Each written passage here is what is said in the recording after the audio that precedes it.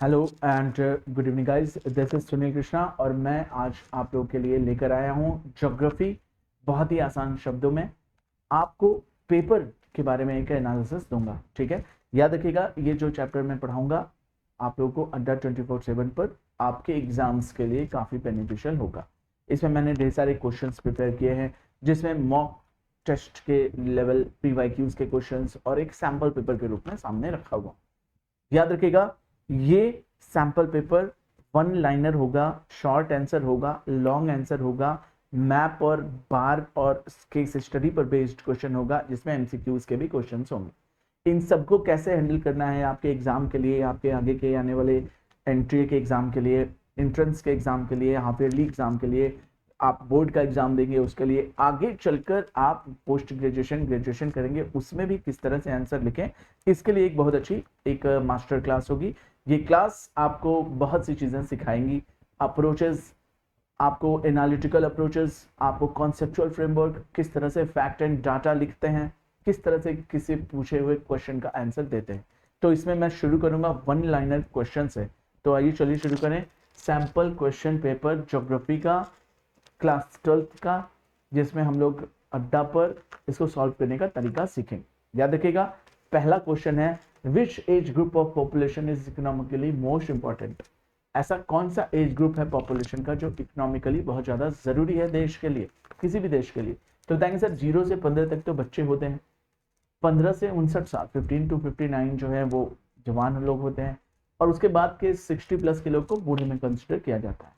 बच्चे पैसे कमाते नहीं, बूढ़े पैसे कमाते नहीं, जो कमाते हैं 15 से 59 के बीच में ही अर्निंग मेंबर्स होते हैं जिनको प्रोटेक्टिव जो है वो एज ग्रुप कहा जाता है। इसीलिए तो अगर हम पूछे which age group of population is economically most important, तो बताएंगे the age group of 15 to 59 years is literally, that is also known as adult age group, that is also known as productive age group, is economically most important for the country। अगर one line में question पूछा है तो आप बिल्कुल घुमा कर नहीं जाएंगे, आप भी वन लाइन में जाएंगे। ज्यादा आंसर्स लिखने से टाइम किल होगा, आप अपना वो टाइम बचाएं, लॉन्ग आंसर में खर्चा करें। अगर वन लाइनर का क्वेश्चन पूछा है 1 नंबर का, तो वन लाइन, ऐसा भी नहीं कि वन वर्ड, वन लाइन में आंसर दें। ऐसा नहीं है कि इसमें से 1 नंबर आपका कट जाएगा। अगर आंसर सटीक है, डेटा सही है, तो आपको फुल मार्क्स मिलेगा। अगर आप 3 लाइन भी इसका बना देते हैं टीचर को इंप्रेस करने में, तो भी 1 मिलेगा, बस आपका टाइम किल होगा। तो इसी चीज को आपको ध्यान में रखना है, वन लाइन का आंसर वन लाइन होना चाहिए। आइए दूसरा क्वेश्चन देखते हैं। Name the type of agriculture, name the type of agriculture in which the farming areas consumes all or nearly so of the productive local grown. Name the type of agriculture, ऐसे agriculture का नाम बताइए जिसमें farming areas consume all, farming areas सब कुछ consume करता है, of the products locally grown, जो भी वहां डेवलप हो रहा है उन सारी चीजों को फार्मिंग कंज्यूम कर लेता है। तो वो इसका आंसर क्या होना चाहिए था?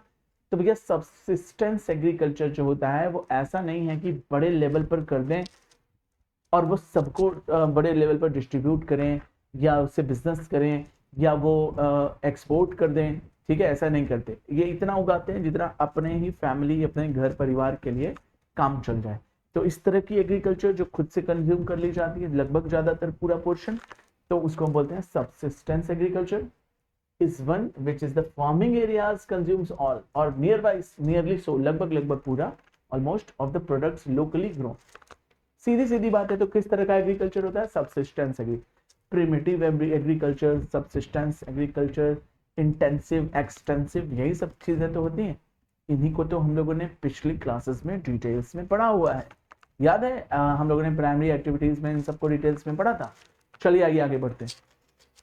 Name the largest metropolitan city of Uttar Pradesh, book 2 का क्वेश्चन है। भैया उत्तर प्रदेश का सबसे ज्यादा बड़ा मेट्रोपॉलिटन सिटी कौन सा है? And what is its population according to 2001 census. पुराना सेंसस है, पुराना क्वेश्चन है, तो बताएंगे भैया कानपुर सबसे ज्यादा है। 2001 में इसकी जो पॉपुलेशन थी वो 2.69 क्या थी? मिलियन थी। आइए चलिए आगे बढ़ते हैं। Which sector economical activity uses most of the surface and the ground water? याद करो ये चीज हम लोगों ने पढ़ी हुई है एनसीईआरटी में, सीधा सीधा इसका क्वेश्चन दिया है और वो भी इस तरह से दिया हुआ है। डोमेस्टिक इंडस्ट्रियस एग्रीकल्चर, ऐसे करके मैप बना है जिसको हम क्या बोलते हैं, जिसको हम पाई चार्ट बोलते हैं।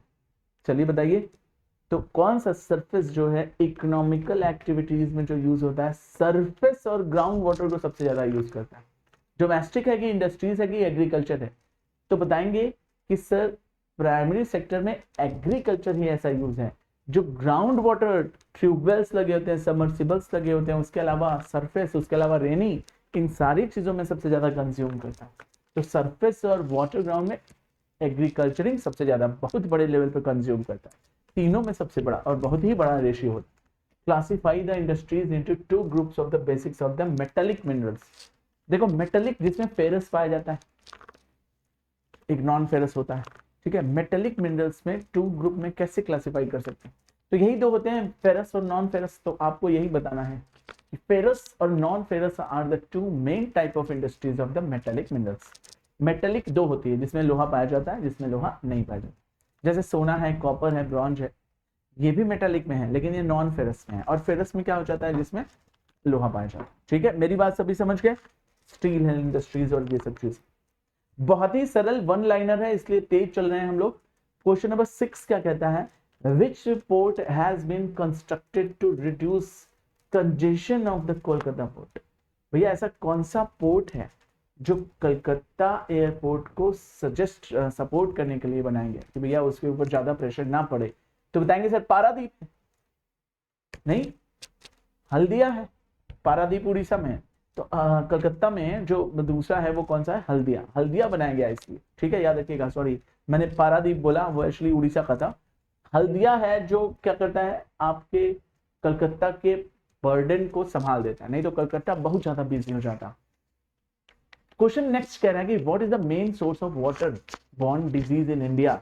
आपको क्या लगता है कि वाटर बॉर्न डिजीज जो इंडिया में है, एक तो उसका नाम बताओ कि किस तरह की डिजीज है, ठीक है, और मेन सोर्सेज क्या है वाटर बॉर्न डिजीज? आप अच्छे से जानते हैं हमारे यहाँ का पानी बहुत ज्यादा साफ नहीं होता, सरकारी नल से आया पानी में भी स्मेल होती है, कहीं कहीं क्लोरीन ज्यादा होती है, ठीक है। तो इन्हीं सारी चीजों की वजह से हमारे यहाँ पर नॉर्मल जनरेशन जो है या जो भी जनसंख्या है, हम लोग तो आरओ लगा लिए, कुछ लोग बोरिंग लगवा लिए, कुछ लोग नहीं लगवाते, सरकारी नल का पीते ही है, हम लोगों ने भी पिया कई साल, ठीक है। तो उससे तरह तरह की डिजीज होती है। खाने से जितनी डिजीज नहीं होती उससे ज्यादा पानी से होती है, ठीक है। तो वो कौन सी डिजीज है उसका नाम पूछ रहा और मेन सोर्स पूछ रहा। तो बताएंगे कि human resource is the main source of water borne disease in India. Hepatitis is one of the water borne disease. Hepatitis के कई section, hepatitis A, hepatitis B, जिनमें से एक नाम बता दिया। Human source is the main source of water borne disease. भैया पानी गंदा कैसे होता? क्या प्रकृति पानी गंदा कर देती है? नहीं। फिर कौन करता है? दूसरा आदमी बचा कौन? तो मनुष्य खुद गंदा करता है। हाँ, प्लास्टिक डालेगा, ह्यूमन रिसोर्सेज की वजह से, केमिकल डालेगा क्योंकि इंडस्ट्रीज बनाई हुई है, तरह तरह की एक्टिविटीज से वो पानी गंदा कर देगा, धोबी वाला काम करेगा, उसमें गंदे कपड़े कूड़े बहाएगा। तो क्यों पानी गंदा हो रहा? The answer is all the human activities, human source. अब ह्यूमन के सोर्स कई हो सकते हैं, ठीक है, तो इसलिए राइट आंसर ह्यूमन सोर्स होगा। और हेपेटाइटिस होगा। हेपेटाइटिस की स्पेलिंग पर ध्यान रखो, हेपाटाइटिस, TITIS, हेपा HEPA। याद रखिएगा, हेपेटाइटिस के कई काइंड्स होते हैं। जो वाटर बॉर्न डिजीज है वो हेपेटाइटिस, और भी बहुत सी गंदी गंदी बीमारियां होती हैं, ठीक है, बट हेपेटाइटिस एक अच्छा एग्जांपल होगा बड़ी बीमारी। बोला state 6 approaches of human geography. भैया 6 अप्रोचेस आपको अच्छे से पता होना चाहिए, ये 6 अप्रोचेस कौन कौन से हैं। वैसे देखा जाए तो वेलफेयर, ठीक है, स्कूल ऑफ थॉट्स आपने सुना होगा ह्यूमन ज्योग्राफी में। एक और था रेडिकल स्कूल ऑफ थॉट्स, और था बिहेवियरल स्कूल। ये स्कूल ऑफ थॉट्स था, इसने क्या पूछा? अप्रोचेस। तो वो अप्रोचेस कौन कौन से हैं, आइए चलिए देखते हैं। 6 अप्रोचेस या फील्ड कह लीजिए, ठीक है। तो बताएंगे कि सर एक्सप्लोरेशन, आपने सुना होगा टाइम के कॉरिडोर से होकर जो जाता। चलिए मैं इसको हेल्प कर देता हूँ। 6 अप्रोचेस ऑफ ह्यूमन ज्योग्राफी क्या है? एक्सप्लोरेशन एंड डिस्क्रिप्शन, इसको अर्ली कॉलोनियल पीरियड के थ्रू कहा जाता है। Regional analysis later colonial period के लिए होता है। Areal differences, uniqueness of region जो है 1930s का पार्ट होता है। स्पेशल ऑर्गेनाइजेशन, मैपल वाला पोर्शन ये आपका 1950 वाला पोर्शन होता है, ठीक है। इमरजेंस ऑफ ह्यूमैनिटीज, तीनों स्कूल ऑफ थॉट्स 1970 में डेवलप हुए, ठीक है, और पोस्ट मॉडर्न ज्योग्राफी 1990 में आई। तो इस तरीके से आपने 6 अप्रोचेस के बारे में बताया, और ये भी बताइए कि किस समय में आया। तो ये आधा अधूरा आंसर था, हमने उसको थोड़ा और अच्छा सजा दिया, थोड़ा सा टाइम लगा, और ये आपके एनसीईआरटी में बढ़िया से बाकायदे चार्ट बनाकर इसने दिया होगा, ठीक है। तो वो याद कर लोगे, काफी अच्छा बेनिफिट हो जाएगा, ठीक है। चले आगे बढ़े। बोला डिफाइन फूट लूज इंडस्ट्रीज, नाम से ही लग रहा है कहीं भी पैर रख दो वहां पर इंडस्ट्री बन जाए, जरूरत पड़े वहां से समेट कर निकल जाओ, उसी को हम बोलते हैं फूट लूज इंडस्ट्री। डिफाइन करना है वन लाइन में, वन लाइनर है ये। What causes favour the free choice of location of industries, तो बताएंगे। अच्छा, ये डिस्क्राइब वर्ड बोल दिया है, मतलब अब हमारा वन लाइनर आंसर खत्म हो गया, यहां से हमारा वन लाइनर स्टेट, डिस्क्राइब, ये सब थोड़े से मिडिल लेवल शॉर्ट आंसर पे चले जाते हैं। तो याद रखिएगा स्टेट 6 अप्रोचेस, तो हमने क्या किया, उनके बारे में बताया और उनके एजेस भी बता दिए, तो थोड़ा और अच्छा वो बन गया, ठीक है। अब आइए हम आगे बढ़े। डिफाइन करना है, तो फूट लूज इंडस्ट्रीज क्या होती है, तो शॉर्ट में मैंने बताया। और कभी भी याद रखिए बुकिश लैंग्वेज नहीं लिखेगा, जब भी whenever you are going to write your answers on your copy, तो by your own you will have to think first, try to frame it accordingly, introduction, body, conclusion. In all these 3 ways you will have to classify this your answer, and then after you will have to write it down. Try to put some facts in the introduction and in the body, and at last conclusion part should be analytical and explanatory. Okay, is that clear? तो define footloose industry, footloose industries अभी मैंने बताया कि भैया कहीं पर भी लगाई जा सकती, वहां से हटाकर दूसरी जगह शिफ्ट करी जा सकती, इजिली लगाया जा सकता है, इसके लिए बहुत लेबर, बहुत कॉस्ट और बहुत बड़ी वो एरिया नहीं चाहिए होती। What causes favour the free choice of the location of industries, इसकी वजह से हमें ये हर जगह किसी भी एरिया में लगाने का मौका मिल सकता है। आइए चलिए, तो बताएंगे footloose industries are those industries which are free to choose their site of location. ये नहीं कि मार्केट के पास हो, रॉ मटेरियल के पास हो, या रोड के पास हो, या ट्रांसपोर्ट जरूरी है, ऐसा जरूरी नहीं है, ठीक है। ये बिल्कुल क्या होती है, फ्रीली सस्पेंडेड होती है, free to choose their site of location. ये कहीं पर भी इंडस्ट्रीज बनाई जा सकती है, पहाड़ों पर बना दिया, ठीक है, वैष्णो देवी के पास बना दिए, लोग सब आ रहे हैं, जाने हो गया। हमने क्या किया कि जो है इसको बिल्कुल वहाँ हम कह रहे हैं कि रेगिस्तान में, जयपुर में बना दिया, लोग टूरिस्ट में आते हैं, वहां से कर लिया footloose industry, footloose industries. हम 7 सिस्टर के पास बना सकते हैं, हम एमपी में बना सकते हैं, कहीं कोस्टल पे बना सकते हैं। तो ये ऐसी इंडस्ट्रीज होती है, इसकी साइट लोकेशन के लिए कोई टेंशन नहीं।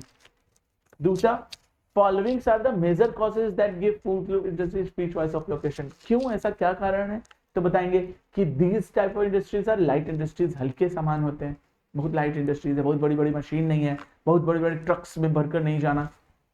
which do not possesses raw materials rather than they obtain parts, न तो किसी बड़ी मशीन के पार्ट्स है, ना तो रॉ मटेरियल्स टाइप का कुछ होता है, आसानी से ये कहीं भी रिलोकेट कर ही सकते। दूसरा, parts components from the near by factories and assembles them into the finished product.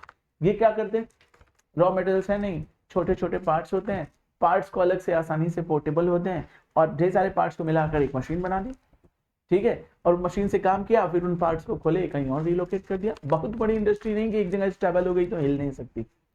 दूसरा, to meet the requirements of the electricity, ऐसा नहीं कि इनको इलेक्ट्रिसिटी की जरूरत है, हाथ से भी चला सकते हैं, बैटरी से भी चला सकते हैं। They are not bound to be located near the sources of power, ऐसा नहीं कि ट्रांसफॉर्मेशन लगाओ, जनरेटर लगाओ बड़ा वाला, बिजली दो, बिजली के खंबे लगाओ, ये सब चीजें नहीं करना।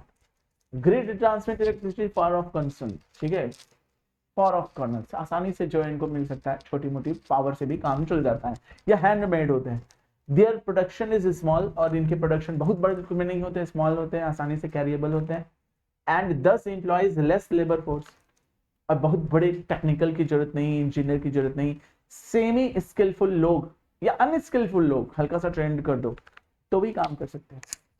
These industries can be located in the residential areas, घरों के आसपास हो सकता है, as they do not cause any pollution। सबसे बड़ी बात की इनसे किसी तरह का pollution, ना तो एयर, ना तो रेडियो, ना तो वाटर, ना तो सॉइल, और ना ही साउंड pollution होता।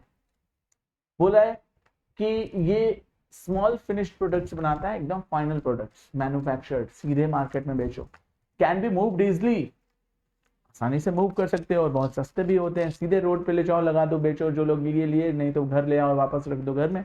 तो ये सारे पॉइंट्स, जो 4-5 पॉइंट्स मैंने बताए, इनको स्पॉट आउट करो और बहुत अच्छे से लिखो। ये लॉन्ग का आंसर भी बन सकता है अगर आप इसको ब्रॉड करके लिखते तो। मेरी बात समझ में आई? आइए, on an average the world population reflects a sex ratio of 990 females पर 1000 मेल्स। ये पुराना ratio. The highest sex ratio in the world has been revealed Latvia. ठीक है, अगर हम वर्ल्ड पॉपुलेशन का अगर वो देखें तो 990 फीमेल्स पर 1000 मेल्स, ये पुराना डाटा था। लेकिन अभी नया डाटा ये भी कहता है कि हाँ भैया, लातविया एक ऐसी जगह है जहां पर फीमेल्स ज्यादा हैं, मेल्स कम है। लेकिन सबसे कम अगर हम पूछें तो यूएई का अपना कतर है। कतर में क्या है, 1000 मेल्स पर 468 फीमेल्स, और कम हो गई है। तो ये पुराने डाटा पर क्वेश्चन। ठीक है, बोला है कि read the above passage and analyse the following. Passage पढ़ा हमने, पैसेज में कोई फैक्ट दिया था, पुराना ही डाटा है क्योंकि ये केस स्टडी के बेसिस पर है। ये नहीं सोचेंगे कि सर ये पुरानी एनसीईआरटी है या कुछ नहीं। इस तरह का क्वेश्चन एक फ्रेम दे रहा है आपके दिमाग में कि ऐसे क्वेश्चंस आए, डाटा बेस्ड क्वेश्चन या एनालिटिकल क्वेश्चंस या केस स्टडी क्वेश्चन, तो क्या करें। What is the world's average sex ratio, तो it is given in the passage. You can drag your answers from the passage after reading it very carefully. दूसरा question बोल रहा है the favourable sex ratio of Latvia reveals what kind of values. भैया ये जो favourable sex ratio है, ठीक है, favourable sex ratio of Latvia, ये तो अच्छा है। लातविया में फीमेल्स मेल्स कम हैं, फीमेल्स ज्यादा हैं, तो ये फेवरेबल उसको कहते हैं जिसमें फीमेल्स ज्यादा हो। ठीक है, अनफेवरेबल क्या कहते हैं, जिसमें फीमेल्स की संख्या कम हो, उनके लिए नहीं अच्छा। तो ये फेवरेबल क्या बताता है, स्त्रियों की अच्छी दशा बताता है, या फिर माइग्रेशन भी उसके पीछे रीजन हो सकता है, मैरिज भी उसके पीछे रीजन हो सकती है। हो सकता है कि वहां के लोग युद्ध करने चले गए, वापस नहीं आए, इसलिए औरतों की संख्या ज्यादा है। हो सकता है कि वहां के आदमी गरीबी की वजह से दूसरे देश शिफ्ट हो गए कमाने के लिए, इस वजह से आदमी कम हो गए, औरतें ज्यादा हैं। तो इसके पीछे हम लोगों ने एनसीईआरटी में बहुत डिस्कशन किया है ना। तो इनमें से क्या आंसर होना चाहिए आपको, तो लिखा हुआ है आंसर कि world's average sex ratio is 990 females पर 1000 मेल्स। और दूसरा, Latvia has the most favourable sex ratio. क्यों? It reveals high status of females. ये भी हो सकता है, जो मैंने नेगेटिव फैक्टर्स बताए, ये भी हो सकता है कि सच में वहां की औरतें जॉब करती हैं, योग्य होती हैं, पढ़ी लिखी होती हैं। अब लोगों को, औरतों को जॉब के लिए ज्यादा प्रेफरेंस किया जाता है और लोग, औरतें ज्यादा हैं। ठीक है, तो ये भी एक रीजन हो सकता है। उससे सोसाइटी हाईली एजुकेटेड है, इसलिए वहां पर औरतों की संख्या ज्यादा है। मेरी बात समझे? अगला क्वेश्चन सुनो। अगला क्वेश्चन क्या कहता है, ध्यान से देखना। Explain any 4 different rural and urban settlements in India. तो बताएंगे sir rural settlements, urban settlements कौन कौन से हैं। 4 ऑप्शंस दिए हैं, इसको देखिए और देखकर समझने की कोशिश करिए। पढ़िए इसको जरा, मैं रुका हूं।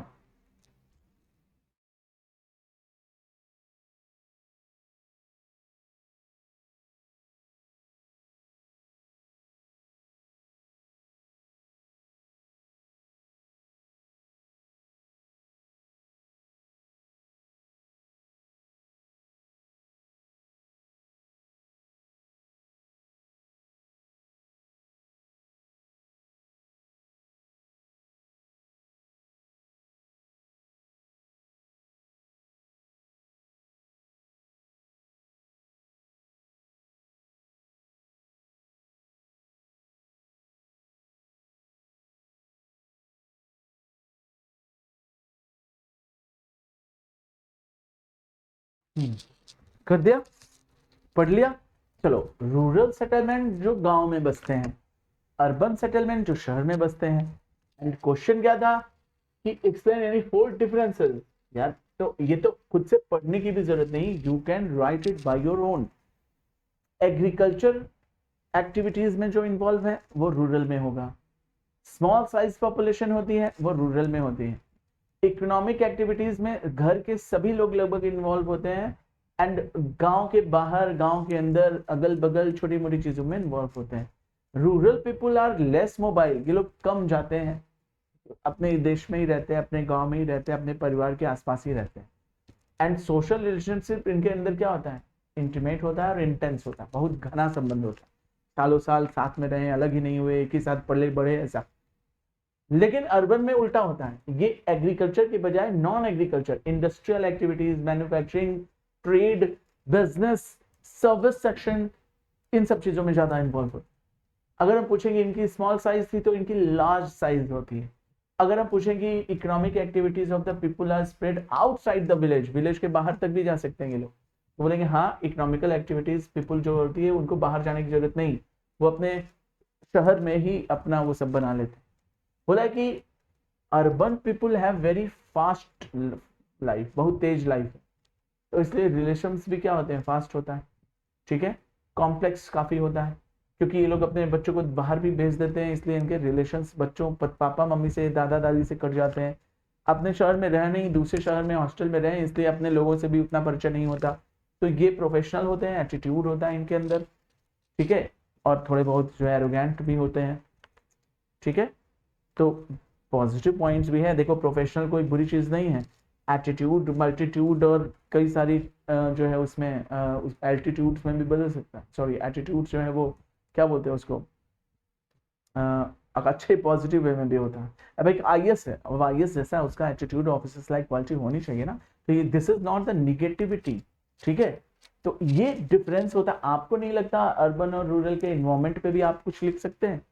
आप चाहें तो अर्बन और रूरल के इन्वायरमेंट पे भी तो कुछ लिख सकते हैं, आप चाहें तो यहाँ के एजुकेशन सिस्टम पर भी तो कुछ लिख सकते हैं, जॉब अपॉर्चुनिटीज में भी तो कुछ लिख सकते हैं, डिफरेंस बहुत सारी चीजें लिखी जा सकती है। आई am just giving you the way कि देखो ऐसे लिखा जाता है।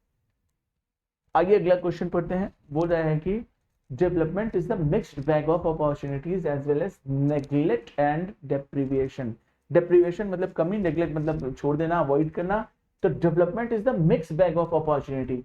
डेवलपमेंट से अपॉर्चुनिटी भी आती है और कमियां भी आती हैं। कोई एक देश डेवलप कर रहा है तो अच्छा भी है बुरा भी है, इसी को बोलते हैं, अच्छा शब्द याद रखना, लिख लो इसको कहीं पर, प्रोज एंड कॉन्स। अच्छा पहलू है तो बुरा पहलू भी, फेवर एंड अगेंस्ट। तो जस्टिफाई योर स्टेटमेंट। कैसे पता चला कि अगर आपको अपॉर्चुनिटी आ रही, मतलब डेवलपमेंट हो रहा, तो अच्छी अपॉर्चुनिटी भी मिलेगी, लेकिन कुछ चीजें छूटेंगी भी, निगेटिविटी कुछ अवॉइड होगा, कुछ नेग्लेक्ट होगा, कुछ चीज की डेप्रिवेशन कमी भी होगी। तो व्हाट डू यू से? आप सोच रहे हैं, इधर मैंने आंसर लिख दिया। आइए चलिए देखते हैं। Above statement is absolutely correct. There are few areas like the metropolitan cities and other developed enclaves.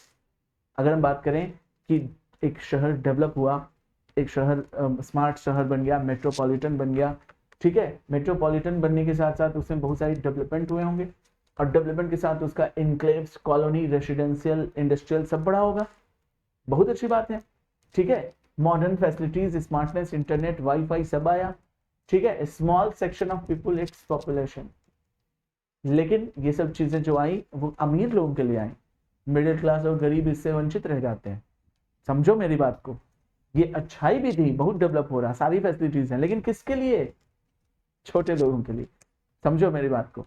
और ये सारे इनक्लेव्स बढ़ रहे और मॉडर्न फैसिलिटीज बढ़ रही, टावर लग रहा, मोबाइल्स नेटवर्क लग रहे, ठीक है, बड़ी बड़ी इंडस्ट्रीज बन रही, इससे एटमॉस्फेयर भी अफेक्टेड है। दूसरा पॉइंट ये भी होना चाहिए। बोला कि whereas the other extremes of it, सबको बहुत सारा मिल रहा है, एकदम खुले में सब पिज्जा खा रहे हैं आपको लगता है, लेकिन कौन? ज्यादातर जनरेशन भूखी है। तो there are large rural areas, slums in the urban areas do not have the basic amenities. Even 10% लोग खुश हैं वो स्मार्टनेस से, उस डेवलपमेंट से।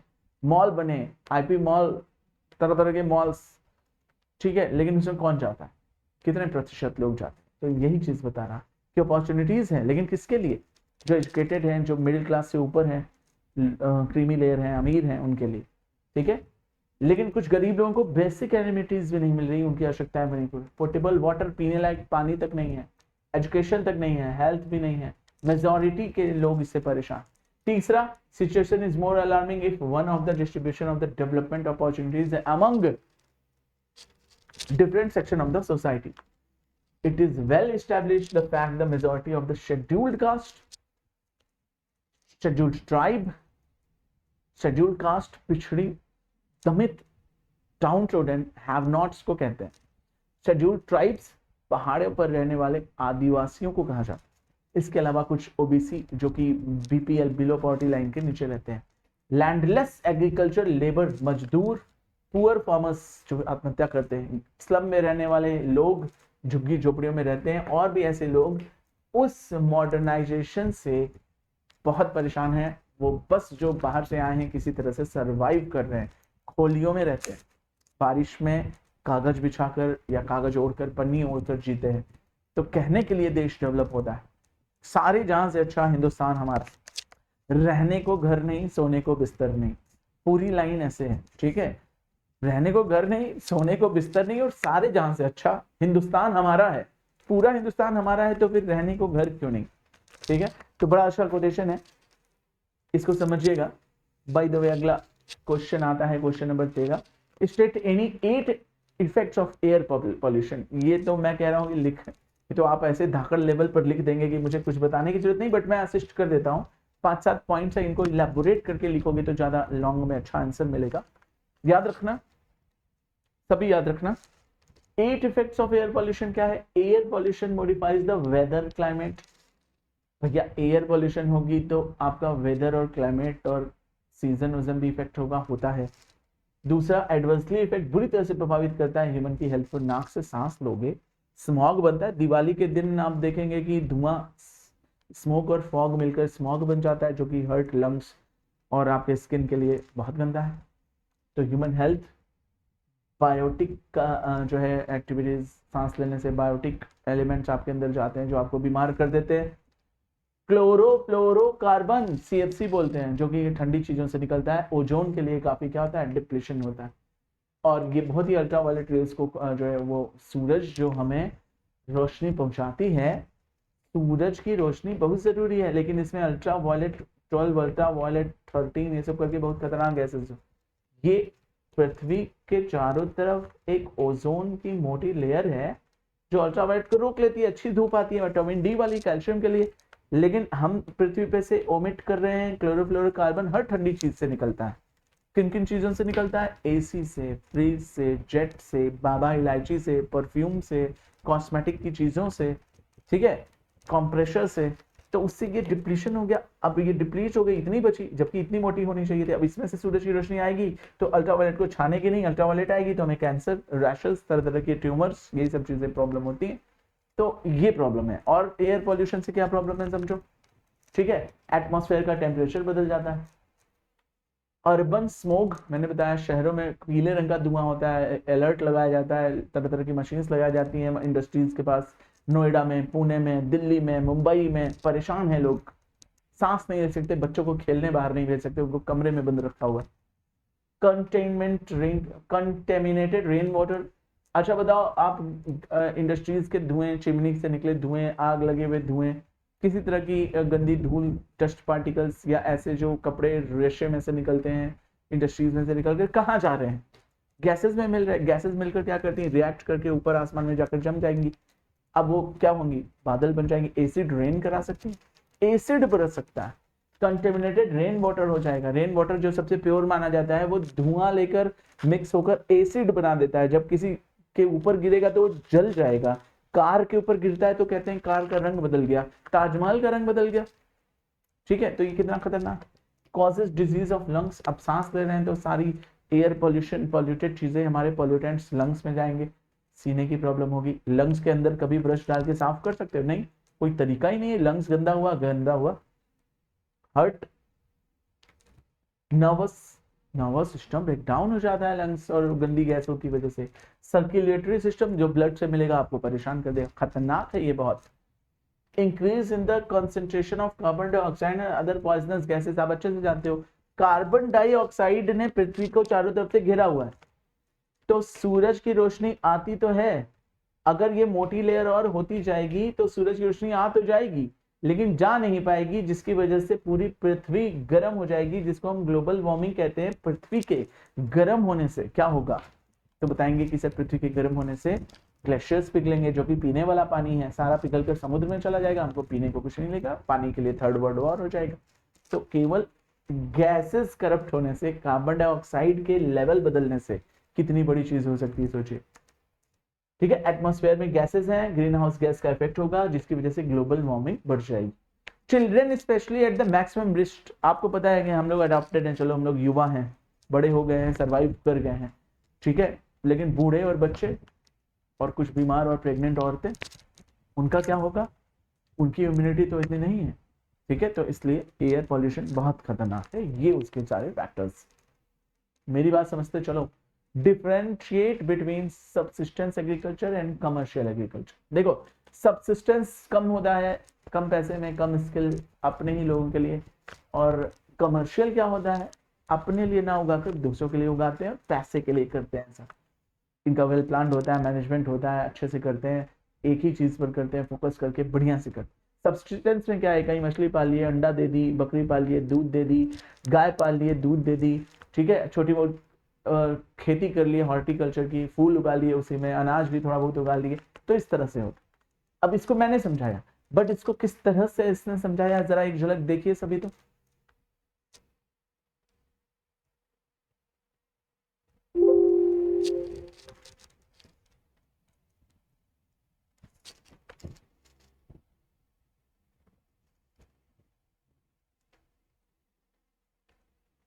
इसको देखकर समझने की कोशिश करिए। तो सबसिस्टेंस एग्रीकल्चर क्या है? ऑर्गेनाइज्ड बाय, सबसिस्टेंस एग्रीकल्चर जो है ये कॉमर्स के द्वारा ऑर्गेनाइज्ड करी जाती है। सोल मोटिव है कि भैया अपनी फैमिली का खाना निकल जाए, लेकिन इनकम मेन है कि भैया पैसा निकलना चाहिए, मार्केट में जाना चाहिए, वर्ल्ड के हर कंट्री में, हर शहर में पहुंचे। Crop specialisation of crop is not possible. इसमें स्पेशलाइजेशन नहीं हो सकता, स्पेसिफिक चीजें नहीं उगा सकते, कुछ भी उगाए। लेकिन क्रॉप स्पेशलाइजेशन कमर्शियल में बहुत जरूरी है। अगर नील की खेती हो रही, ब्लू की, जिसको हम क्या बोलते हैं, इंडिगो, तो इंडिगो ही करेंगे और कुछ नहीं करेंगे, स्पेसिफिक होना चाहिए। Mainly practised in the developing countries. ऐसी जगहों पर होती है सबसिस्टेंस जो डेवलपिंग है, धीरे धीरे डेवलप करते हैं। लेकिन कमर्शियल कहां पर होती है? तो बताएंगे सर, डेवलप्ड कंट्रीज में होती है। यहाँ पर छोटा लैंड होता है, लेकिन यहाँ लैंड बहुत बड़ा होता है, क्योंकि बड़े लेवल पर पैसा कमाना है। खास तौर पर मैनुअल वर्क फोर्स चाहिए, घर के लोग, परिवार के लोग या छोटे मोटे लोग मिलकर काम कर देते हैं। लेकिन कमर्शियल के लिए बड़ी बड़ी मशीन्स चाहिए, बड़ी बड़ी एक्टिविटीज चाहिए, बड़े प्रैक्टिकल लोग और वेल ट्रेंड लोग, पढ़े लिखे एजुकेटेड लोग चाहिए। सबसिस्टेंस एग्रीकल्चर किस लिए होता है? तो बताएंगे डेवलपिंग कंट्रीज में, इंडिया, बांग्लादेश और पाकिस्तान में होता है। लेकिन कमर्शियल एग्रीकल्चर कहां पर होता है? तो डेवलप्ड कंट्रीज जैसे यूएसए, कनाडा और ऑस्ट्रेलिया में होता है। ये सारे आंसर्स लिख दोगे जितने, तो बहुत नंबर मिलेगा। बताना, what is the importance of satellite system? भैया सैटेलाइट हमारे लिए क्यों जरूरी है? इतना तो समझो कि कभी रटा रटा आंसर बुकिश नहीं लिखना चाहिए। आपको नहीं पता कि सैटेलाइट क्यों जरूरी है, आप अपनी भाषा में लिखिए, ठीक है। ग्रामेटिकल थोड़ी बहुत मिस्टेक्स हैं, उसको लिखकर प्रैक्टिस करके अपने टीचर्स को दिखाइए, पूछिए यहाँ क्या गलत है। वैसे ग्रामर तो आजकल बहुत बेसिक चीजें हैं, ठीक है, उनको भी पढ़कर समझ सकते हैं। तो what is the importance of satellite system? Satellite system हमें 3-4 चीजों के लिए जरूरी है। एक तो देखो मैं बता देता हूं, एक तो इसलिए जरूरी है कि कहां पर नेचुरल रिसोर्सेज मिल रहे हैं, सैटेलाइट से पता चल रहा है। दूसरा, कोई देश अटैक ना कर दे, बॉर्डर पर हर समय आदमी तो नहीं लगा सकते हम, तो सैटेलाइट सिक्योरिटी भी देता है हमें, मिनरल्स और माइंस की लोकेशन भी देता है। सैटेलाइट हमें क्या करता है? उल्का पिंड या किसी तरह की चीजों को गिरने के बारे में इंफॉर्मेशन उधर से भी दे रहा। प्लस सैटेलाइट क्या करता है? Telecommunication, television, radio, cell phone, इन सब चीजों को भी इजिली कम्युनिकेट करने में हेल्प करता है। तो इतना तो हम इस पर लिख देंगे बहुत आसानी से। लेकिन फिर भी describe the brief 2 groups of satellite system in India. India में कौन कौन से 2 सैटेलाइट सिस्टम है? तो इनसेट है और आईएसआर है, ठीक है। तो इसके बारे में भी हम लोग पढ़ेंगे। आइए पढ़ें, आजकल मॉडर्न कम्युनिकेशन सिस्टम सैटेलाइट है। कम्युनिकेशन के लिए तो हम मेन सैटेलाइट करते हैं, चाहे वो निगरानी के लिए करें या किसी चीज को जानने के लिए करें, उसी को तो कम्युनिकेट करना कहते हैं, ठीक है। बहुत इंपॉर्टेंट रोल प्ले करता है। It revolutionise the communication system of the country. इसने क्रांति पैदा कर दी। India is today organising satellite communication on its own strength. और इंडिया अपने दम पर एएसएलवी, पीएसएलवी, जीएसएलवी आपने सुना होगा। पहले शुरू में रशिया मदद करता था, बाद में हम लोगों ने खुद का सैटेलाइट लॉन्चिंग व्हीकल बना लिया, एसएलवी बोलते हैं उसको, ठीक है। अब इसी को SLV, PSLV और GSLV में बांट दिया। साइंस एंड टेक्नोलॉजी की भी अगर आप बात करेंगे तो देखे होंगे कि रॉकेटरी पिक्चर आई है, ठीक है, आर माधवन की, जरूर देखिएगा कैसे हम लोग धीरे धीरे सैटेलाइट को डेवलप करने में मेहनत किए हैं। Today India has the capacity to launch satellite even for the other country. Even बाकी लोग हमसे आते बोलते हैं कि भैया पैसे लेके हमारा सैटेलाइट लॉन्च कर दो। पहले हम लोगों के पास जाते थे, यार प्लीज हमारा सैटेलाइट लॉन्च कर दो। अब हम लोग खुद बना लिए हैं। क्या लिखेंगे इसमें, मेंशन करेंगे PSLV GSLV, दोनों के बारे में बताएंगे। पहले ये SLV था, ASLV, इसका फुल फॉर्म जरूर पढ़ जाइएगा। Geo synchronised satellite launching vehicle, polar satellite launching vehicle, ठीक है, और ऐसे ही सैटेलाइट लॉन्चिंग व्हीकल और ए से करके और है, पढ़ जाना इसको, ठीक है। अब हमारे यहाँ जो सैटेलाइट चला है वो कौन सा चला है, तो एक तो हमारा कम्युनिकेशन के लिए चला है, एक सिक्योरिटी के लिए। तो वही बोला है कि इंडियन नेशनल सैटेलाइट सिस्टम, जिसको इनसेट कहते हैं, Indian IN for nation, S satellite, SAT ये है, ठीक है, सिस्टम की बात नहीं करेंगे। तो INSAT for satellite, the system mainly use for communication के लिए, मेट्रोलॉजिकल ऑब्जर्वेशन की भैया कहीं पारा बढ़ तो नहीं रहा, पारा गिर तो नहीं रहा, कहीं तूफान तो नहीं आ रहा, कहीं बर्फ तो नहीं गिरने वाली, and other data collection programme के लिए हमको ये सैटेलाइट बना है। इनसेट 1983 में एस्टैब्लिश हुआ था, इसरो ने बनाया है, इसरो ने ही इसे लॉन्च भी किया है। दूसरा है ISR बोलते हैं, Indian remote sensing satellite, IRS sat, ठीक है। तो बताएंगे this system was started in 1998, IRS 1A जो है लॉन्च हुआ था मार्च 1998 में सबसे पहली बार। और ये किस लिए जरूरी होता है, तो ऑपरेशनल एक्टिविटीज के लिए बहुत जरूरी। तो इस तरह से दो सीरीज सैटेलाइट की, एक इनसेट और एक IRS हमारे यहाँ पर वर्कआउट करती है, बड़े लेवल पर करती है, ठीक है। बहुत अच्छा क्वेश्चन है, बोला है name the 5 type of urban settlement in the world. 5 तरह के अर्बन सेटलमेंट। आपको क्या लग रहा है, हम तो अभी तक एक ही तरह का अर्बन सेटलमेंट पढ़े हैं, अभी तक हम क्या जानते हैं अर्बन सेटलमेंट के बारे में। तो आइए चलिए देखते हैं, थोड़ा स्पीड पकड़ते हैं। मेन फीचर क्या है उसके, पहले देखिए। Urban settlement mainly depends on the size, the service. देखो अर्बन कहां पर होगा, जो बड़े शहर होंगे और वहां पर कैसी फैसिलिटीज होगी, तभी ना लोग गांव छोड़ के शहर जाएंगे, वहां बसेंगे। And the functions rendered, urban centres are designed designated as follows, ठीक है। अब देखो कई तरह का होता है, देखो उसकी साइज के हिसाब से, उसकी फैसिलिटीज के हिसाब से और उसके फंक्शन के हिसाब से, तभी उसको शहर मानेंगे। एक तो बहुत बड़ा है तो साइज के हिसाब से, ठीक है। एक तो ज्यादा फैसिलिटीज है, स्मार्ट फैसिलिटीज, तो भी उसको शहर कहेंगे, अर्बनाइजेशन, ठीक है। और तीसरा, वहां पर कितने तरह के फंक्शंस, इंडस्ट्रीज, एक्टिविटीज, उसके ऑक्यूपेशंस, उनके जॉब, उनकी क्या क्या चीजें, एक्टिविटीज हैं, उनके बेसिस पर 3 तरह से इसको डिसाइड किया जाता है। तो हमने देखा कि टाउन, सिटी क्या है, कैनरबेशन और मेगापोलिस, और उससे बड़ा मिलियन सिटी। छोटी सी सिटी है टाउन, जिसमें मुश्किल से कितने लोग, 2000 से 20,000 लोग रहते हैं, ठीक है। यहाँ पर म्यूनिसिपैलिटी होती है छोटी सी, एक कमेटी के अंडर में एक काम करती है, ठीक है। इसमें तरह तरह के फंक्शन होते हैं, प्राइमरी एक्टिविटीज, सेकेंडरी एक्टिविटीज और टर्शियरी एक्टिविटीज, तीनों हो सकते हैं, ठीक है। यहाँ कॉलेजेस होते हैं, स्कूल्स होते हैं, हेडक्वार्टर्स होते हैं। टाउन हो गया छोटा सा, जैसे कोई भी एक छोटा अपना शहर ले लो, टाउन हो गया। लेकिन आगे चलकर वही टाउन धीरे धीरे एक्टिविटीज के साथ, डेमोग्राफिक ट्रांजिशंस के साथ बदलता है, तो आगे चलकर उसकी पॉपुलेशन बढ़ जाती है, 1 लाख हो जाती है। जिसकी पॉपुलेशन 1 लाख हो गई उसको हम सिटी बोलते हैं, ठीक है। यहाँ पर ट्रांसपोर्ट, रेलवे, टर्मिनल्स होंगे, ठीक है। रीजनल एडमिनिस्ट्रेटिव ऑफिस होगा, PMO ऑफिस हो सकता है। मेजर फाइनेंशियल इंस्टीट्यूट, बड़े बड़े कॉलेजेस एंड फाइनेंशियल इंस्टीट्यूट्स हो सकते हैं, ठीक है। वो 2-3 टाउन्स को मिलाकर, ठीक है, सिटीज के बराबर होता है। चलो, कैनरवेशन क्या होता है, तो बताएंगे। कैनर कौन मतलब साथ साथ और बड़ा। कहते हैं कि first use by Patrick Geddes ने सबसे पहली बार 1915 में इसको यूज किया था। कहते हैं कि ढेर सारे सिटीज और टाउन का कोलैबोरेशन को मिला दो, और जो एक एक्सपेंशन होगा इंडस्ट्रियल लेवल पर, कमर्शियल लेवल पर ये लोग काम करेंगे, पॉलिटिकल और इकोनॉमिकल लेवल पर काम करेंगे, ठीक है। तो उसको हम बोलते हैं क्या, कन्वर्सेशन, जैसे लंदन है, नोएडा है, गुड़गांव है, शिकागो है, ये सब बहुत बड़ी बड़ी इंडस्ट्रीज और हाई लेवल स्मार्ट लेवल की चीजों पर काम करते हैं, इसको कन्वर्सेशन बोलते हैं। मेगापोलिस क्या हो गया? और बड़ा। मेगा मतलब बड़ा होता है, मेगालोपोलिस और बड़ा, ठीक है, ये ग्रीक वर्ड से निकला हुआ है जिसका मतलब होता है ग्रेट सिटी। याद रखना, सबसे पहली बार इसको पॉपुलराइज किए थे जीन गॉटमैन 1958 में, और इन्होंने बताया कि भैया चेन ऑफ मेट्रोपॉलिटन एरियाज आपस में मिला दो, मेट्रोपॉलिटन्स को आपस में मिला दो, मेगालो हो जाएगा। मेट्रो कन्वर्सेशन से थोड़ा बड़ा, लेकिन मेगालोपोलिस से थोड़ा छोटा, मेट्रो सिटी। मेट्रो सिटीज के कोलैबोरेशन से और बड़ा जो बना हो गया मेगालोपोलिस। किसने दिया था? फैक्ट के साथ याद किया, ठीक है, मेरी बात समझ गए?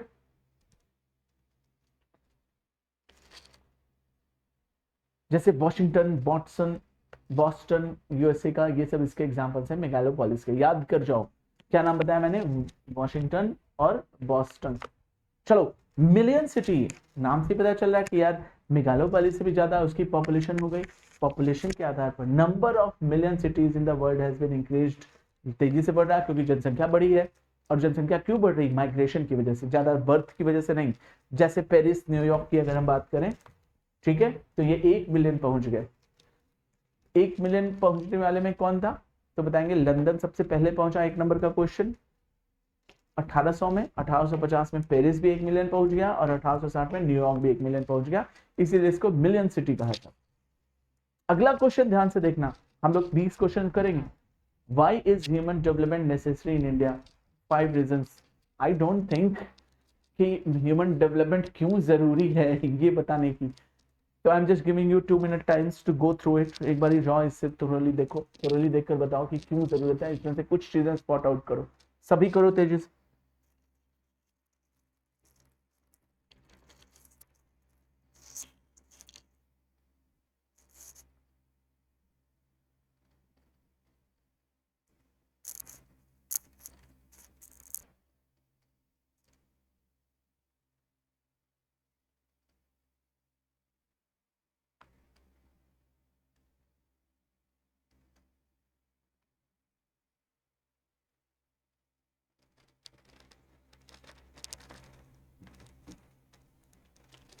चलो, बहुत आसान था, अगर आप थोड़ा सा ध्यान देते तो ह्यूमन डेवलपमेंट क्यों नेसेसरी?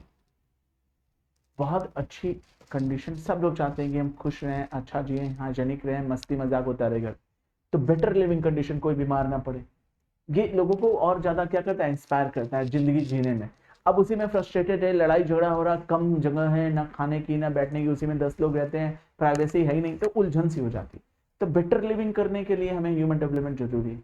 और हाँ, सबसे इंपॉर्टेंट चीज कि हमारी क्या होनी चाहिए? लाइफ में एंजॉयमेंट हो, फ्रीडम हो, और अपने आइडियाज पर हम खुलकर विचार कर सकें, फ्रीडम के साथ हम अपने आइडियाज और इमेजिनेशन पे, सपनों पर काम कर सकें, ठीक है। तो ह्यूमन डेवलपमेंट बहुत ज्यादा जरूरी है। रिच और पुअर के बीच में एक बहुत बड़ा गैप बन गया, खाई बन गई है, उसको पाटने के लिए हम कई बार रिजर्वेशन का भी यूज करते हैं, कई बार तरह तरह की गवर्नमेंट पॉलिसीज भी आती है कि डेवलपमेंट होगा, रिच को रोक लो थोड़ी देर, उनके ऊपर टैक्स लगा लो, अमीरों को टैक्स फ्री कर दो, और सॉरी गरीबों को टैक्स फ्री करके उनको ढेर सारी फैसिलिटीज दो, ताकि ये जो गैप है एक बार ही भर जाए, तो हम इक्वलिटी पर आ जाएंगे। अभी तो इक्विटी कर रहे हैं, ठीक है। ह्यूमन डेवलपमेंट क्यों जरूरी है? सब जानते हो, दुश्मनी है बहुत सारे लोगों में, अगर वो दुश्मनी ना खत्म करें, ठीक है, पीस की तरफ प्रमोशन ना ले जाएं, तो कम्युनल राइट्स होंगे, क्राइम्स होंगे, और ये सब चीजें डेवलपमेंट में आड़े आती हैं। आदमी दिमाग से आगे बढ़ ही नहीं पाएगा, शरीर से, ठीक है। इससे क्या होता है? सोसाइटी में लोग नहीं रहना चाहेंगे, वहां से भागेंगे। इसीलिए गवर्नमेंट को चाहिए कि एक स्ट्रॉन्ग प्लेटफॉर्म दे और किसी तरह का पॉलिटिकल टर्मोइल वगैरह ना हो, ठीक है। क्यों जरूरी है तो बताएंगे, पीपल अपने मन से कोई काम कर सकें, एलिविएटिंग पॉवर्टी, पॉवर्टी को हटाएं, ठीक है, और बहुत सारे डिफॉरेस्टेशन करेंगे तो उससे क्या होगा? सॉइल इरोजन होगा, डिफॉरेस्टेशन होगा, डिसर्टिफिकेशन होगा, इन सब चीजों से मानव जाति और लाइवलीहुड पर काफी इफेक्ट पड़ने वाला है। इसलिए आदमी को डेवलप्ड होकर प्रकृति पर भी ध्यान रखना है, कि इस तरह से नहीं डेवलप करना कि हम अपनी सोसाइटी बढ़ाने और कॉलोनी बढ़ाने के लिए प्रकृति को काट दें। नहीं, प्रकृति से भी हमारा कोलैबोरेशन और म्यूचुअल अंडरस्टैंडिंग होनी चाहिए, एक इसको बोलते हैं ना सिम्बायोटिक रिलेशनशिप होना चाहिए, इको फ्रेंडली भी बनना है। केवल डेवलपमेंट ही नहीं, हमें इको फ्रेंडली डेवलपमेंट चाहिए, हमें टेक्नोलॉजी नहीं, इको फ्रेंडली टेक्नोलॉजी चाहिए। Human development helps attaining higher productivity. अब ह्यूमन डेवलपमेंट से क्या होगा, प्रोडक्टिविटी बढ़ेगी, प्रोडक्टिविटी बढ़ेगी तो पैसा ज्यादा आएगा, पैसा आएगा तो हम अच्छा खाएंगे तो हेल्दी रहेंगे, नर्चर रहेंगे, ठीक है, हाईली एजुकेटेड रहेंगे, स्किलफुल रहेंगे तो जॉब मिलेगी, टेक्नोलॉजीज पढ़े रहेंगे तो अच्छी जॉब मिलेगी। मोस्ट इंपॉर्टेंट एसेट्स क्या है, हम लोग, हमारी नॉलेज, हमारी हेल्थ, यही 3 चीजें हैं। तो याद रखिएगा, हेल्थ और एजुकेशन अगर हमारे पास है, स्किल है, तो हमारी प्रोडक्टिविटी भी अच्छी होगी और हम डेवलपमेंट की तरफ जाएंगे, और डेवलपमेंट हमेशा पॉजिटिव सेंस में लेंगे। प्रकृति से कोई वो गड़बड़ नहीं करेंगे और जंगलों का कटाव नहीं करेंगे, और ऐसी डेवलपमेंट चाहिए जो इको फ्रेंडली, ठीक है। चलो बाय द वे, अगला question, classify minerals into 2 groups of the basic chemicals and physical properties. बोला कि भैया मिनरल्स को 2 ग्रुप में बांटिए, केमिकल मिनरल्स भी होते हैं और फिजिकल प्रॉपर्टीज वाले मिनरल्स भी होते हैं, और उनका एग्जांपल्स भी दीजिए, और मेन फीचर्स भी बताइए कि भैया, और ये भी बताइए कि इंडिया में कौन कौन सी मिनरल की बेल्ट्स है, 3 बेल्ट्स, इसके बारे में बताइए। तो आइए चलिए हम लोग मिनरल्स को फिजिकल और केमिकल प्रॉपर्टीज में बांटते हैं। फिजिकल प्रॉपर्टीज वाला देखकर आपको लग रहा होगा 2 टाइप्स के मिनरल्स होते हैं, एक तो मेटेलिक, एक तो नॉन मेटेलिक। अगर हम बात करें कि मेटेलिक को फिजिकल कहा जा सकता है, आयरन है, मैग्नीशियम है, कॉपर है, बॉक्साइड है, फेरस है। और नॉन मेटेलिक में क्या आ गया, पेट्रोलियम है, ये केमिकल है, कोल केमिकल है, नेचुरल गैस केमिकल है, माइका केमिकल है, लाइमस्टोन केमिकल। तो इस तरीके से इसको 2 तरह से क्लासिफाई किया जा सकता है, फिजिकल और chemical level. 2 features of the 3 mineral belts of Indian northern eastern प्लेटू पर अगर आप जाओगे, नॉर्दर्न ईस्टर्न प्लेटू, ये आपका कौन सा पोर्शन है, 7 सिस्टर्स वाला, छोटा नागपुर उड़ीसा, और कौन सा, आंध्र प्रदेश वाला प्लेटू। ये प्लेटू क्या है, आपका बेल्ट है, कौन सा बेल्ट है, तो बताएंगे सर यहाँ पर लोहा बहुत मिलता है, ठीक है, यहाँ पर फेरस लोहा बहुत मिलता है, ठीक है। मेटलर्जिक इंडस्ट्रीज यहाँ पर बहुत मिलेंगी जो मेटल से संबंधित है, जैसे आयरन और मैग्नीज, माइका, बॉक्साइट, लाइमस्टोन और डोलोमाइट। तो ये हमारी एक बेल्ट है, बहुत बड़ी बेल्ट है, यहाँ से हमें रॉ मटेरियल मिलते हैं, इंडस्ट्री में जाके मैन्युफैक्चर कर दिया जाए, ठीक है। The region is also rich in uranium, thorium, chromium, sillimanite और फॉस्फेट, यहाँ ये भी मिलता है, और भी ज्यादा केमिकल चीजें भी मिल गई। चलो, हमें फिजिकल तो मिला, केमिकल भी मिल गया। The abundant coal reserve in the Jharkhand, Jharia, West Bengal, Bokaro, ये सब पोर्शन, उड़ीसा, ये सब जगहों पर हमें क्या मिल जाता है, आयरन और स्टील प्लांट के साथ साथ कोल रिजर्वेशन भी मिल जाता है। तो ये वाली बेल्ट हमारी नॉर्दर्न ईस्टर्न बेल्ट बहुत जरूरी है, ठीक है। आइए दूसरी बेल्ट पढ़ते हैं, साउदर्न वेस्टर्न। जब हम इंडिया पढ़ रहे हैं तो नॉर्दर्न ईस्टर्न बेल्ट तो पढ़ ही लिए, अब साउदर्न और वेस्टर्न बेल्ट, मतलब ये वाला पोर्शन भैया कौन सा है, तो बताएंगे ये बेल्ट भी एक्सचेंज करती है कर्नाटक में, तमिलनाडु में, और कहां पर है, मेटेलिक रिसोर्सेज यहां पर मिल रहे हैं, आयरन ओर मिल रहा है, मैग्नीज मिल रहा है, बॉक्साइट मिल रहा है, इन सब के अलावा कोल मिल रहा, यहाँ पर भी तो कोयला मिलेगा। तीसरी belt northern western region, northern eastern की बजाय नॉर्दर्न वेस्टर्न, ये वाला पोर्शन, यहाँ तो रेगिस्तान है, यहाँ क्या मिलने वाला है, तो बताएंगे कि सर यहीं पर तो बात है कि गुजरात और रेगिस्तान अरावली वाला रेंजेस है, ठीक है। ये बेल्ट गुजरात राजस्थान भी इंडस्ट्रियल क्यों बना, क्योंकि यहाँ copper, zinc, lead, limestone, mica, ये सब चीजें मिलती हैं। बड़े लेवल पर नेचुरल गैसेस और पेट्रोलियम भी तो हमें यहाँ पर मिलता है, गुजरात वाला पोर्शन। तो याद रखिएगा ये 3 बेल्ट हमारी बहुत जरूरी हैं। इसने क्या बोला था, फिजिकल और केमिकल की प्रॉपर्टीज बताइए, तो मेटालिक और नॉन मेटालिक में बांटा, एग्जांपल्स दीजिए, तो हमने मेटालिक के एग्जांपल्स दिए, और पेट्रोलियम गैस नॉन मेटालिक के, सॉरी केमिकल के एग्जांपल दिए। फिर हम लोगों ने 3 मिनरल्स बेल्ट्स बताई और उसके फीचर्स के बारे में बताया कि क्यों फेमस है। आइए अब हम पढ़ने वाले हैं क्या, any 5 characteristics of Gujarat industrial region, इसको देख लो।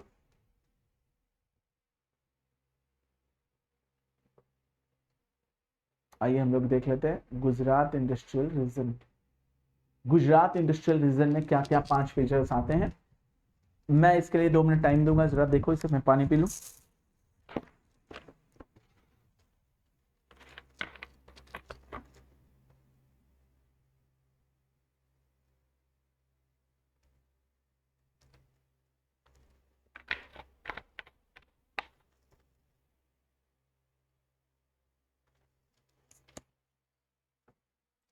देखिए मैं आपकी जगह रहता तो ये सीखता, इस क्लास से ये सीखता कि कैसे कैसे क्वेश्चन आए।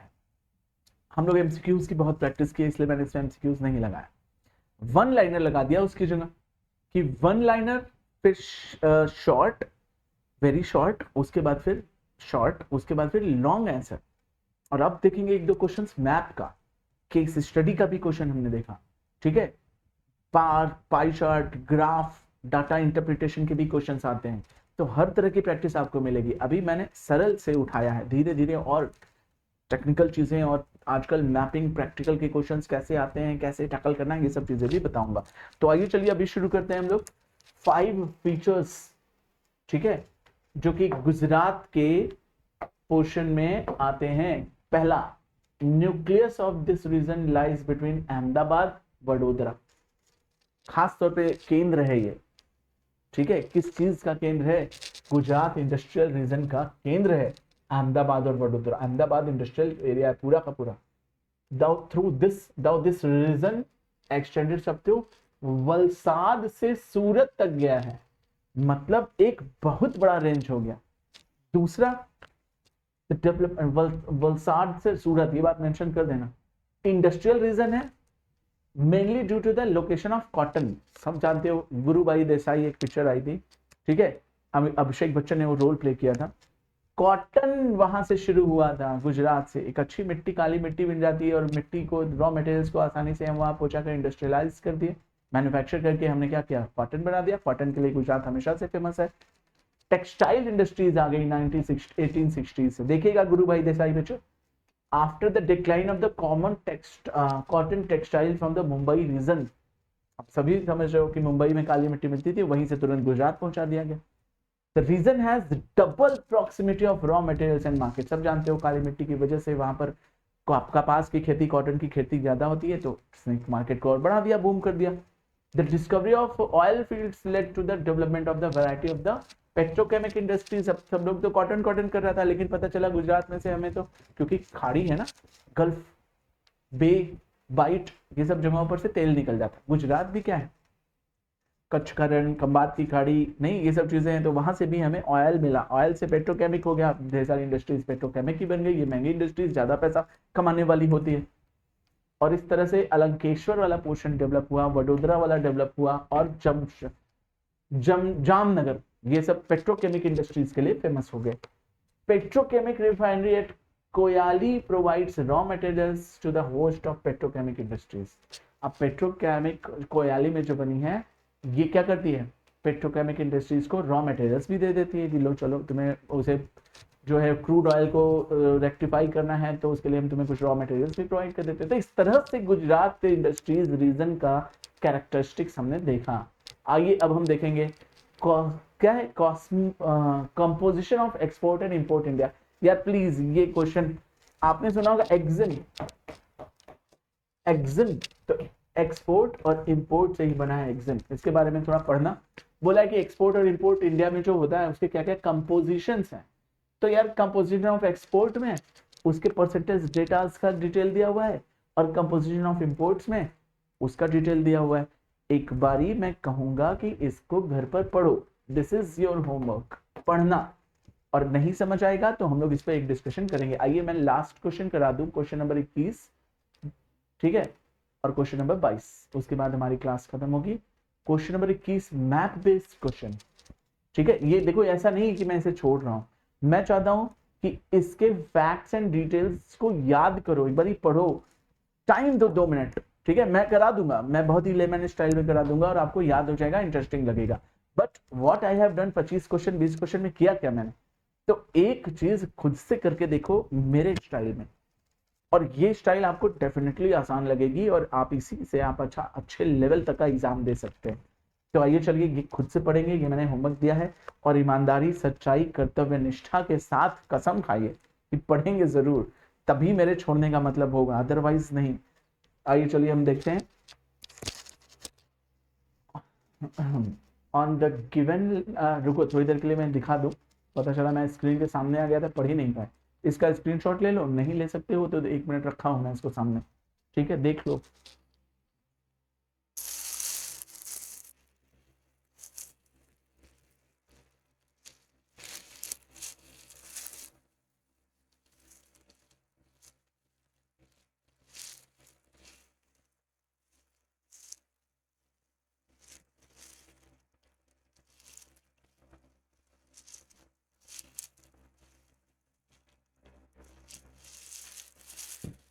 सबने देख लिया, आगे बढ़ सकते हैं।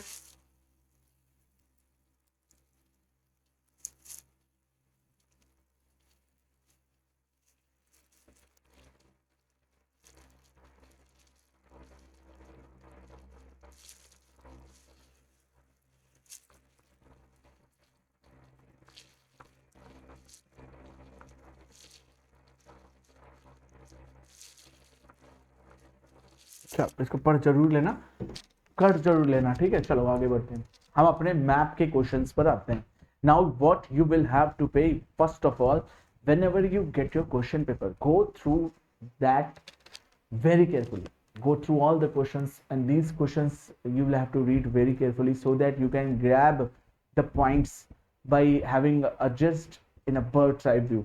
तो चलो देखें, on the given outline map of the world map में फॉलोइंग 5 फीचर्स जो हैं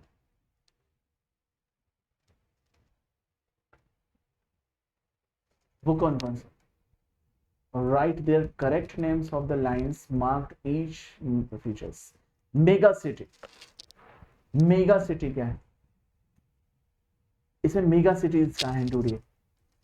फेमस वाटरवे ऑफ यूरोप कहाँ है, तो हम बताएंगे कि सर ये अफ्रीका है, तो ये एशिया है, तो ये यूरोप है ना, और ये क्या है नॉर्दर्न अमेरिका, तो ये क्या है साउदर्न अमेरिका, ये है हमारा ऑस्ट्रेलिया, और ये यूरोप, यही ना है 7 कॉन्टिनेंट्स। तो पूछा है कि भैया famous waterway of Europe, Europe का फेमस वाटरवे इसमें ढूंढ के दिखाइए, यहां पर कहीं है ये वाला, क्या है वो, मेजर सी पोर्ट ढूंढिए, तीसरा नंबर यहां पर मेजर सी पोर्ट ढूंढना, ठीक है, मेरी बात समझे। कह रहा है कि the largest country of south America, south America की सबसे लार्जेस्ट कंट्री यहां पड़ती है, कौन सी है, और बोला है कि area of the extensive grain forming, ये पोर्शन जो ब्लैक एरिया है ये एक्सटेंसिव ग्रेन फॉर्मिंग का है, तो बताओ ये क्या है, इसी के आंसर्स आपको देने हैं। पहला क्वेश्चन किसी को कहीं दिखा मेगा सिटी वाला, तो ये देखेंगे कि भैया अफ्रीका में ये जगह को बोल रहा है कि ये मेगा सिटी है, बताओ कौन सी मेगा सिटी है। तो ये 5 क्वेश्चंस आपको करने हैं। अब मैप का क्वेश्चन है, आपको वर्ल्ड मैप की रीडिंग आनी चाहिए। सबसे पहले कॉन्टिनेंट्स मैंने याद कराया, फिर ऐसे ही याद करो कि एस शेप का ओशन कौन बना रहा, एम शेप का ओशन कौन बना रहा, और ओ शेप का ओशन कौन बना रहा, ऐसे याद करो। धीरे धीरे रोज मैप को रीड करो, एटलस खरीद लो एक, उसमें देखते रहो, नहीं तो चीजें अच्छी लगेंगी और 2-4 चीजें पता चलेंगी कि ये पोलर रीजन है, ये इक्वेटोरियल रीजन है, इक्वेटर कौन कौन से देशों से होकर जाता, ये सब चीजें बेसिक है, ये सब पता होनी चाहिए कि फिजिकल ज्योग्राफी में ये 11th में पढ़ाया गया था। आपने नहीं पढ़ा है तो ये आपकी गलती है, उन गलतियों को सुधारिए, अभी भी क्लास 11th की बुक उठाकर पढ़िए, मेरी बात मानिए, खाली है तो। चलिए अब यहाँ अफ्रीका का ये पोर्शन मेगा सिटी है, तो बताएंगे कौन सा है, तो बताएंगे सर कायरो। भैया फेमस वाटरवे यूरोप में ये जो जा रहा है, ये आपको क्या लग रहा है अटलांटिक ओशन में, तो बताएंगे कि सर ये हमारा राइन वाटरवे। बोला है कि भैया ये जो शहर है नॉर्दर्न अमेरिका में, सॉरी मेजर सी पोर्ट है यहाँ पर, ये देख रहे हैं हडसन बे है ना, बताइए कौन सा सी पोर्ट है वो, तो बताएंगे कि सर न्यू ओरलियन, ठीक है। चलिए ये वाला पोर्शन अफ्रीका जो है यहाँ पर, वो कौन सा पोर्शन है, largest country of south America, ये वाला पोर्शन, तो बताएंगे सर ये लार्जेस्ट कंट्री अपनी है ब्राजील, और ये अफ्रीका, ठीक है, अफ्रीका में सॉरी एक्सटेंसिव ग्रेन फॉर्मिंग जो हो रही 5वें नंबर पर, यहाँ पर ब्राजील हो गया, यहाँ पर क्या है, तो बताएंगे कि सर ये जो है क्या है, तो बताएंगे कि सर यही है आपका ग्रेन फॉर्मिंग वाला पोर्शन, वो क्या है अर्जेंटीना। तो ये याद रखो, मैप द फॉलोइंग कर दिया, बात खत्म हो गई। आइए ऐसे ही दूसरा क्वेश्चन बोल रहा है, इंडिया का मैप है, बोला कि उत्तर प्रदेश में न्यूक्लियर पावर प्रोजेक्ट स्टेशन कहां पर, नरौरा है क्या। बोला है कि सिख डोमिनेटिंग राज्य कौन सा है, तो पंजाब है। सॉफ्टवेयर टेक्नोलॉजी पार्क तमिलनाडु में कहीं है, बताओ कहां पर है। लैंडलॉक्ड सी पोर्ट आंध्र प्रदेश में है, कौन सा है बताओ, आंध्र प्रदेश में कौन सा है, पारादीप उड़ीसा में है, तूतीकोरिन एन्नोर और चेन्नई ये आपका तमिलनाडु में है, आंध्र प्रदेश में विशाखापट्टनम हो सकता है, ठीक है। The northern most metropolitan city of India, India की सबसे नॉर्दर्न मोस्ट मेट्रोपॉलिटन कहाँ होगी? जम्मू कश्मीर की दिल्ली उल्ली साइड से, क्योंकि जम्मू कश्मीर में मेट्रोपॉलिटन होगी कि नहीं पता नहीं। तो अब आपको यही सब चीजों का ध्यान से स्टडी करना है। आइए चलिए देख लें। तो बताएंगे कि सर पहले क्वेश्चन का आंसर नरोरा है, बिल्कुल सही है उत्तर प्रदेश में, और सिख डोमिनेटेड पंजाब है, बिल्कुल सही हो गया, चलो ठीक। तीसरा विशाखापट्टनम भी सही हो गया, विजाग बोलते हैं जिसको। चौथा बोला है कि भैया तीसरा क्वेश्चन क्या था? क्वेश्चन नंबर 3 कहता था कि सॉफ्टवेयर टेक्नो पार्क तमिलनाडु में कहाँ है? तो बताएंगे कि सर तमिलनाडु में चेन्नई में है, ठीक है। चौथा क्वेश्चन कह रहा था कि भैया ये लैंडलॉक्ड सीपोर्ट आंध्र प्रदेश में, तो हमने बताया Visakhapatnam. Northern most metropolitan city, northern most metropolitan city कहाँ है? ओके, गलत क्वेश्चन दिया है, इसको साउदर्न मोस्ट कहना था, ठीक है, साउदर्न मोस्ट। वही तो मैं सोचा नॉर्दर्न मोस्ट में पहाड़ वहाड़ है, कहाँ बता पाएगा। साउदर्न मोस्ट मेट्रोपॉलिटन सिटी बोलना था। तो देखो साउथ में सबसे ज्यादा मदुरई है, ये मेट्रोपॉलिटन में आती है। तो इस तरीके से आपका पूरा का पूरा सेशन कंप्लीट। आपने एक आइडिया लिया कि अगर धैर्य होकर कूल होकर मुझसे देखा होगा कि सरल भाषा में अगर चीजों को समझें, थोड़ा दिमाग लगाएं और देखेंगे किस तरह के क्वेश्चन आ रहे हैं। आपका देख लिया। अगली क्लासेस में हम थोड़ा सा और अच्छे लेवल के case studies, pie chart, bar graph, practical questions, ये सब देखेंगे। एमसीक्यूज का सेक्शन जो है वो भी आपको दिखाऊंगा अगली क्लास में। तो इससे एक सबक सीखिए, long short very short questions कैसे किया जाता। तो ऐसे ही अगली क्लास के लिए और वेट करिए। आज की क्लास खत्म है। सभी का थैंक यू। मैं सुनील कृष्णा, आपकी ज्योग्राफी का एजुकेटर, आप लोगों को अड्डा पर असिस्ट करता रहूंगा। अगली क्लास के लिए भी प्रिपेयर रहो। तब तक के लिए बाय बाय, टेक केयर, जय हिंद एंड गुड नाइट।